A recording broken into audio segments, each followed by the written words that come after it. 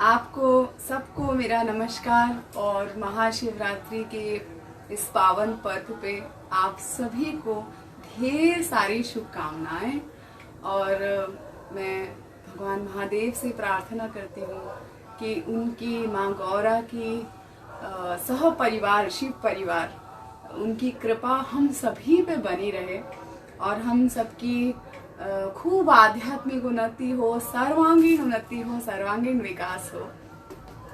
मित्रों, आज महाशिवरात्रि के इस पर्व पे हमने अपने घर में एक छोटा सा गायत्री हवन किया, जिसमें हम लोगों ने महामृत्युंजय की भी आहुतियाँ दी, नवग्रह की भी आहुतियाँ दी।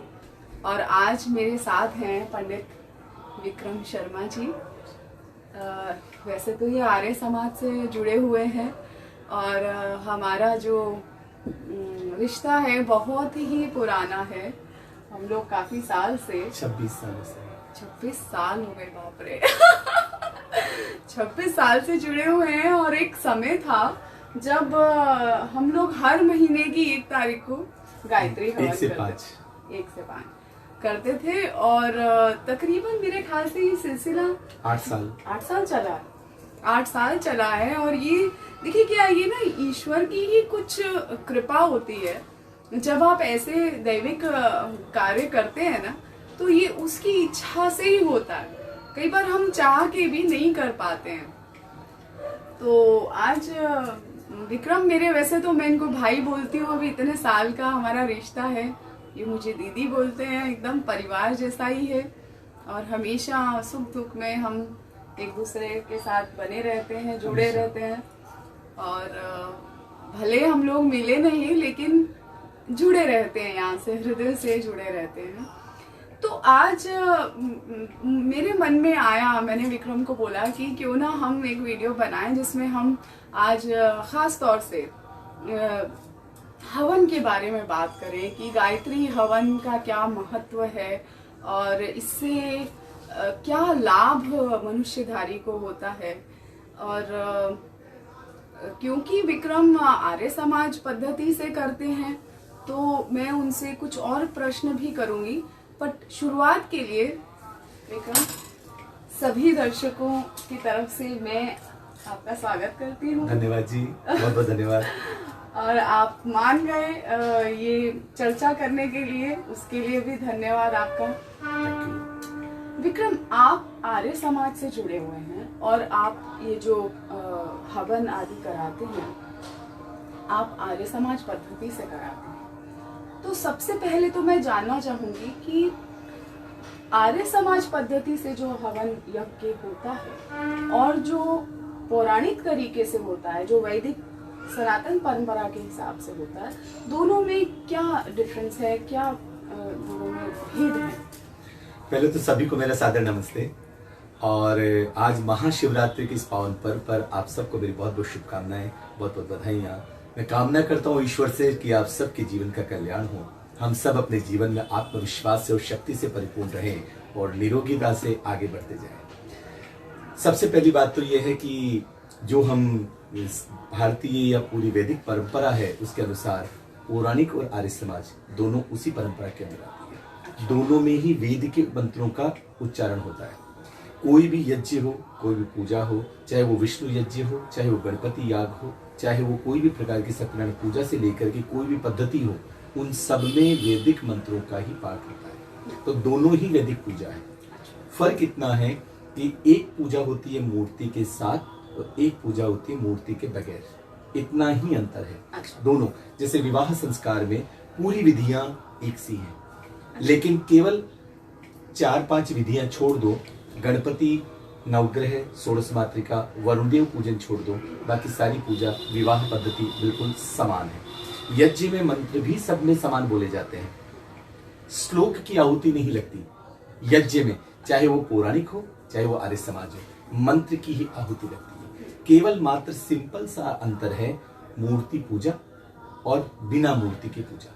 जब हम किसी मूर्ति के सामने बैठ करके प्रार्थना करते हैं, तो स्वाभाविक रूप से एक चीज होती है कि थोड़ी देर मूर्ति को देखते देखते स्वतः ही हमारी आंखें बंद हो जाती है। और हमारी आंखें अपने अंदर चली जाती है और उस ईश्वर को खोजती है, जिसके लिए गुरु नानक देव जी ने कहा, घट में खोजो ब्रह्म निवासा, घट में खोजो।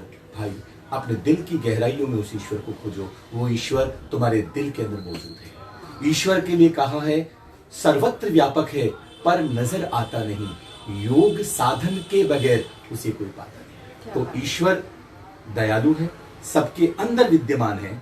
अंतर इतना है कि आर्य समाज पद्धति में मूर्ति पूजा नहीं होती, पौराणिक में मूर्ति पूजा होती है। ठीक है, तो ये सगुण और निर्गुण की बात हो गई है ना। बिल्कुल ठीक है, हम समझ गए। और आपने जैसे अभी बात कही, मुझे कबीर का भी दोहा याद आ गया कि मोको कहाँ ढूंढे रे बंदे, मैं तो तेरे पास हूँ, बिल्कुल तो भीतर झांक। और गुरु नानक देव ने एक बात कही कि बहुत सुंदर बात है ये, जो वो कहते हैं कि घट घट में पट पट की जाने, घट घट की पट पट की जाने, भले बुरे की पीर पहचाने। मतलब वो जो ईश्वर है, वो जो परमात्मा है, वो घट घट और पट पट में बसता है और भले और बुरे दोनों की पीर पहचानता है। अब ये देखिए कितनी गहरी बात है कि भले की पीर तो पहचानता है, कि भला आदमी बोलता है यार मैं बड़ा दुखी हूँ, लेकिन बुरे की भी पीर पहचानता है कि वो बुरा है तो क्यों है, क्या परिस्थितियां उसके पीछे रही होंगी जो वो आज ऐसा हो गया है। तो ईश्वर जो है उसके लिए तो हम सब एकस के बालक है ना, तो सब उसी के बालक हैं। तो माँ के लिए सारे ही बच्चे जैसे एक बच्चा थोड़ा सा बिगड़ जाता है तो माँ हमेशा इच्छा करती है कि मेरा बच्चा सुधर जाए, है ना। कहीं गलत मार्ग पे जा रहा है तो वो सही मार्ग पे आए, वो प्रतीक्षा ही करती रहती है। दोनों एक ही पिता की संतान, एक ही पिता, और वो है परम पिता। परम पिता। तो ठीक है, हम समझ गए कि आपने कहा कि जो पौराणिक तरीके से और जो आर्य समाज पद्धति में, उसमें सगुण और निर्गुण की बात आ जाती केवल है, उतना ही तो वहाँ मूर्ति का प्रयोग होता है और यहाँ पर जो है आप निर्गुण से जुड़ते हैं। जी बिल्कुल ठीक है। अब मैं ये आपसे जानना चाहूंगी कि गायत्री हवन का खासतौर से क्या महत्व है, और एक प्राणधारी जो है, जो मनुष्यधारी हैं, उनको इसका क्या लाभ प्राप्त होता है अगर हम ये हवन करते हैं। और जैसे कि अगर आप प्राचीन काल में देखें तो हवन करना हमारे सनातन धर्म का एक बहुत ही महत्वपूर्ण अंग था। घर घर में हवन कुंड होते थे और रोज ही हवन यज्ञ की आहुतियां जाती ही थी। जैसे बोलते हैं कि 5 अन्न ग्रहण करने से पहले 5 हिस्से निकाले जाते थे, गाय के, कुत्ते के, कौवे के, ब्राह्मण के, ईश्वर के।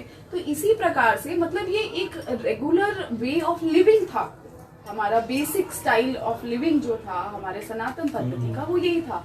इसी प्रकार से जहां तक मैं जानती हूँ या समझ पा रही हूँ कि प्राचीन काल में यज्ञ करना घर में एक नियमित परंपरा के अंतर्गत आता था। और अब जो है ये कम कम कम कम कम और बहुत ही कम हो गया है। किसी विशेष पर्व पे लोग हवन यज्ञ आदि करते हैं और वो भी बेशर्त नहीं होता है। मतलब वो भी इसीलिए होता है कि उसके पीछे कोई उनकी इंटेंशन होती है कि अरे मेरा कोई काम रुका है तो ये यज्ञ करूंगा तो मेरा काम हो जाएगा, या चलो महामृत्युंजय कर लेते हैं, मेरे पिताजी बीमार पड़े हुए हैं, यू नो। तो इसका आध्यात्मिक महत्व जो है वो खो गया। तो मैं आपसे इसके बारे में बहुत इच्छित में जानना चाहूंगी, क्योंकि बहुत लंबा वीडियो। सबसे पहली बात तो है कि यज्ञ का महत्व समझे। यज्ञ कहते किसे हैं? यज्ञ 3 भागों से मिलकर बना है, देव पूजा, संगतिकरण और दान। इसका महत्व है यज्ञ। यज्ञ वही श्रेष्ठतमम कर्म, यज्ञ संसार का सबसे उत्तम कर्म है, जिस कार्य को करने के साथ आप अपने घर के वातावरण को शुद्ध बनाते हैं। नेचर फ्रेंडली है यज्ञ। उसमें जो समिधाएं, जिसे हम लकड़ी कहते हैं, उसको संस्कृत में समिधा कहते हैं, उसकी आहुति देते हैं, उसमें कार्बन नहीं निकलता। घर के वातावरण में कार्बन डाइऑक्साइड गैस पैदा नहीं करता यज्ञ होने के बाद। उस यज्ञ में जो जड़ी सामग्री छोड़ी जाती है, हवन सामग्री, वो जड़ी बूटियां, और वो बहुत सारे प्रकार की जड़ी बूटियां, हरड़, बहेड़, आंवला, लीला, तुदा, कपूर, कचरी, सगन, पुष्पी, प्रवाल, पिस्तिया, अगर, तगर, नागर, मोता, बहुत सारी जड़ी बूटियों के मैं नाम गिनाऊंगा तो 100-200 नाम होंगे।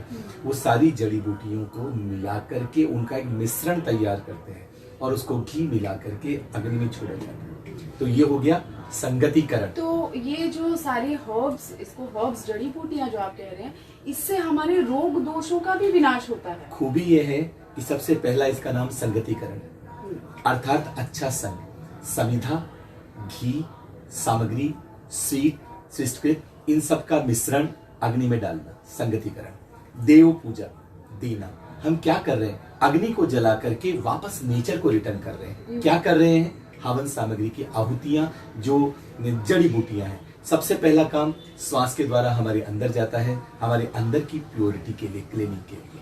हम बॉडी को ऊपर से क्लीन करते हैं रोज, दिन में 2 बार भी करते होंगे, लेकिन अपने अंदर की क्लीनिंग के लिए यज्ञ से बड़ा कोई उपाय नहीं। उसके बाद में दान। दान का मतलब होता है आप यज्ञ की आहुतियां देकर के सृष्टि के कल्याण की भी कामना करते हैं कि वातावरण में शुद्धता बने और निरोगिता रहे। ये तीनों का मिश्रण यज्ञ कहलाता है। सबसे पहले आपने कहा गायत्री मंत्र। कोई भी मंत्र जिसकी आहुति दी जाती है वो नेचर, मानव जीवन, ईश्वर, प्रकृति, इन तीनों को मिलाकर के आहुतियां दी जाती है। और हम कुछ मांगने के लिए यज्ञ नहीं करते। यज्ञ उस ईश्वर का धन्यवाद है जिसने हमें मानव बनाया। हिंदू, मुसलमान, सिख, ईसाई बनाया उसका नहीं, उस ईश्वर ने हमें मानव बनाया, उसका धन्यवाद यज्ञ के द्वारा करते हैं। इसके बाद में एक बात जो सबसे महत्वपूर्ण है, गायत्री मंत्र, जिसमें कामना ही की गई कि हे परमात्मा मेरी बुद्धि को सन्मार्ग की ओर चले। अगर इंसान की बुद्धि सन्मार्ग की ओर चलेगी तो मैं विश्वास करता हूं कि सारी परेशानियां, जड़ी में जो तकलीफें हैं वो सारी नष्ट हो जाएगी। और इस मनोभावना से एक यज्ञ रोज किया जाता था और ऐसे परिवारों का नाम था अग्निहोत्री। बहुत सारे सरनेम आपको अग्निहोत्री दिखाई देंगे। जी। आपको बहुत सारे लोगों के नाम द्विवेदी दिखाई देंगे जो गुजरात में होते हैं और दुबे यूपी में होते हैं। त्रिवेदी, तिवारी, चतुर्वेदी, चौबे, वो लोग जिन्होंने वेदों को कंठस्थ किया और उनकी यज्ञ की आहुतियां देने वाले रोजाना अग्निहोत्री कहलाए। ये सारे लोग रोजाना दोनों काल, प्रातः काल और सायंकाल, दोनों समय हवन होता था। जैसे श्वास लेना जरूरी है वैसे यज्ञ करना जरूरी है क्योंकि नेचर फ्रेंडली है वो। इस भावना से हम यज्ञ किया करते हैं और गायत्री कामना करते हैं कि हमारी बुद्धि सुबुद्धि हो, सही रास्ते पे चले और हमें गलत रास्ते से जाने से ईश्वर बचाएं। इसलिए गायत्री मंत्र की विशेष आहुति होती है। ओम भूर्भुवः स्वः तत्सवितुर्वरेण्यं भर्गो देवस्य धीमहि धियो यो नः प्रचोदयात् स्वाहा। ओम भूर्भुवः स्वः तत्सवितुर्वरेण्यं भर्गो देवस्य धीमहि धियो यो नः प्रचोदयात् स्वाहा। एक जाते जाते एक आखिरी मेरा प्रश्न है कि आज क्योंकि महाशिवरात्रि है, तो महाशिवरात्रि के पर्व पे, अब देखिए हम शिवरात्रि की बात कर रहे हैं और अभी हमने स्त्री पुरुष की बात की, तो शिव और शक्ति की बात है ना, तो शिव और शक्ति तो एक ही है, बिल्कुल, वो अलग है ही नहीं। भीमा शंकर उसका रूप है। हाँ, अर्ध स्वरूप है, एक दूसरे के अर्धांगिनी है वो उनकी। मतलब कहते हैं कि शिव बिना शक्ति के शव हैं और प्रकृति, अगर हम पार्वती की बात करें या शक्ति की बात करें तो वो प्रकृति है, प्रकृति स्वरूपा होती है स्त्री जो है। तो वो क्रियान्वित करने का, किसी भी चीज को आप विचार, पुरुष जो है ना वो विचार दे सकता है कि मुझे ये करना है। और जो स्त्रीण शक्ति होती है, मैं स्त्री मतलब देह की बात नहीं कर रही हूँ, मैं ऊर्जा की बात कर रही हूँ कि जो स्त्रीण ऊर्जा होती है वो किसी भी चीज को क्रियान्वित करती है। तो इसलिए कहते हैं कि शिव जो है बिना शक्ति के शव है। जब ई लगता है ना उसमें स्त्रीण वो लगता है, व्यंजन जो एक लगती मात्रा लगती है, तब जाके वो शिव बनते हैं। तो ये तो एक दूसरे के पूरक हैं। और आज खास तौर से महाशिवरात्रि के पर्व पे बहुत सारी मान्यताएं हैं। आज के दिन को लेके ये जो हम उत्सव मनाते हैं बहुत ही स्पेशल, बहुत ही जिसको बोलते हैं कि दिव्य दिन बोला जाता है। तो अलग अलग मान्यताएं हैं। कोई कहता है कि आज शिव और पार्वती का विवाह हुआ, दोनों एक हुए। और अगर क्योंकि मैं कुंडलिनी योग में हूँ तो तंत्र साधना में ऐसा कहा जाता है कि आज के दिन जो है, जो फेमिनाइन एनर्जी है और जो मस्कुलाइन एनर्जी है, यानी कि जो स्त्रीण ऊर्जा है और जो अंदर के भीतर की जो पुरुष ऊर्जा है, वो एक कहीं एक पॉइंट पे जाके मिलते हैं। तो जब आप योग साधना ध्यान के माध्यम से जुड़ते हैं तो कुछ इस तरह से वातावरण में, या आप कह सकते हैं कि खगोलीय दृष्टिकोण से अगर हम देखें या नक्षत्रों के दृष्टिकोण से अगर हम देखें, तो कुछ वातावरण में इस तरह की परिस्थितियां बन रही होती हैं कि आपके अंदर का वो जो फ्यूजन है, जो एक वननेस है आपके ही भीतर की, क्योंकि हमारे ही भीतर हाफ पुरुष है हाफ स्त्री है ना, तो जब हम साधना करते हैं तो हम अपनी ऊर्जा को साधना के माध्यम से ऊर्ध्वगामी करते हुए हम अपनी स्त्री और पुरुष ऊर्जा को सहस्त्रार पे लेके आते हैं और एक वननेस होती है, एक फ्यूजन होता है। और बहुत ट्रांसेंडल, ये बहुत अलग विषय है, फिर कभी बात करेंगे। लेकिन ये मैं एक आपको योग तंत्र योग की दृष्टि से बता रही हूँ। बहरहाल मैं आपसे जानना चाहती हूँ कि पौराणिक कथाओं के हिसाब से या वैदिक दृष्टिकोण से अगर देखा जाए तो महाशिवरात्रि का क्या महत्व है? वैसे तो सारी बातें आपने बताई थी, तो मुझे लगता है कि मैं इसी को शांति से स्वीकार कर लूं, लेकिन दूसरे स्वरूप में मैं जाता हूं। तो महाशिवरात्रि, सबसे पहला शब्द है रात्रि, जो आखिर में आ रहा है। रात्रि मतलब अंधकार। संसार का सबसे बड़ा अंधकार है अज्ञान, और अज्ञान से बड़ा अंधकार कोई नहीं है। तो महाशिवरात्रि, ये पर्व, ये दिवस भगवान भोले बाबा के दो स्वरूपों को हमें जीने का संदेश देता है। वैसे बहुत सारी कथाएं और बहुत सारी कहानियां आपके सामने मौजूद हैं, आप पढ़ भी सकते हैं, लेकिन जो सबसे महत्वपूर्ण बात है, भगवान शिव का एक स्वरूप है भोले बाबा, और दूसरा स्वरूप क्या है? रुद्र। कोई भी व्यक्ति तपस्या करे, भगवान भोले उनको आशीर्वाद की झड़ी लगाते हैं। और रुद्र भी है वो, रोदयति इति स रुद्र, वो रुलाते हैं, जिसने जैसा कर्म किया उसका फल देते हैं। तो भगवान शिव आज महाशिवरात्रि के दिन एक संदेश देते हैं, दयालु बनो, कृपालु बनो, और ऐसे बनो कि लोगों के दिल की गहराइयों में उतर जाओ, और मजबूत बनो इतने कि जहां बुराई होते देखो वहां चट्टान की तरह खड़े हो जाओ। शिव संकल्पम अस्तु, शिव की तरह मजबूत और बुलंद इरादों वाले बनकर के आगे बढ़ो। महाशिवरात्रि हमें कह रही है कि अंधकार से लड़ना है। अज्ञान सबसे बड़ा अंधकार है, झूठ छल कपट पाखंड, ये सब अज्ञान है। इन सब से बचना है और अपने अंदर प्रकाश की ज्योति जलानी है, और प्रकाश की ज्योति है ज्ञान की ज्योति, और वो सबसे करीब अगर जाना है तो ज्ञान के करीब जाना है। वही ज्योति आपके जीवन को खुशियों से और आनंद से भर देगी। तो महाशिवरात्रि का यह दिवस मेरी दृष्टि के अंदर प्रकाश की ओर बढ़ने वाला दिवस है, अपनी बुराइयों पर विजय पाने वाला दिवस है, अंधकार पर विजय पाने वाला दिवस है, और अपने आत्म बल और विश्वास को बढ़ा करके शक्ति के माध्यम से आगे बढ़ने का दिवस है। भगवान भोले बाबा आपको दया भी दर्शाते हैं और वो सजा भी देते हैं। ऐसे दोनों स्वरूपों के भगवान शिव से मैं कामना करता हूं कि आपकी इस महाशिवरात्रि के महापावन पर्व पर हमारे जीवन पर आशीर्वादों की बारिश कर दो, और हम इतने सशक्त बने, मजबूत और जिम्मेदार बने कि अपनी जिम्मेदारियों को उठाते हुए निरंतर आगे बढ़ते रहें और अपना कल्याण करें, समाज का कल्याण करें, समाज की उन्नति करें, और विश्व कल्याण की कामना के साथ हम आगे बढ़ें। भगवान भोले बाबा हम पर कृपा बरसाएं। बहुत सुंदर प्रार्थना थी विक्रम। इसी के साथ मैं अपने दर्शकों से, जो मेरे से जुड़े रहते हैं यूट्यूब के माध्यम से, इंस्टाग्राम के माध्यम से, कू ऐप के माध्यम से, या ट्विटर या फेसबुक के माध्यम से, सभी को मैं एक बार फिर से महाशिवरात्रि की ढेर सारी शुभकामनाएं, और आपका ये साल बहुत अच्छा जाए, इसी शुभकामना के साथ मैं विक्रम को भी धन्यवाद देती हूँ। यममृता स्वाहा ओम त्र्यंबकं यजामहे सुगंधिं पुष्टिवर्धनम् उर्वारुकमिव बन्धनान् मृत्युर्मुक्षीयमामृता स्वाहा ओम त्र्यंबकं यजामहे सुगंधिं पुष्टिवर्धनम् उर्वारुकमिव बन्धनात् मृत्युर्मुक्षीयमामृतात् स्वाहा ओम त्र्यंबकं यजामहे सुगंधिं पुष्टिवर्धनम् उर्वारुकमिव बन्धनात् मृत्युर्मुक्षीयमामृतात् स्वाहा ॐ त्र्यम्बकं यजामहे सुगन्धिं पुष्टिवर्धनम् उर्वारुकमिव बन्धनान् मृत्युर्मुक्षीयमामृतात् स्वाहा ॐ त्र्यम्बकं यजामहे सुगन्धिं पुष्टिवर्धनम् उर्वारुकमिव बन्धनान् मृत्युर्मुक्षीयमामृतात् स्वाहा भर्गो देवस्य धीमहि धियो यो नः प्रचोदयात् स्वाहा ॐ भूर्भुवः स्वः तत्सवितुर्वरेण्यं भर्गो देवस्य धीमहि धियो यो नः प्रचोदयात् स्वाहा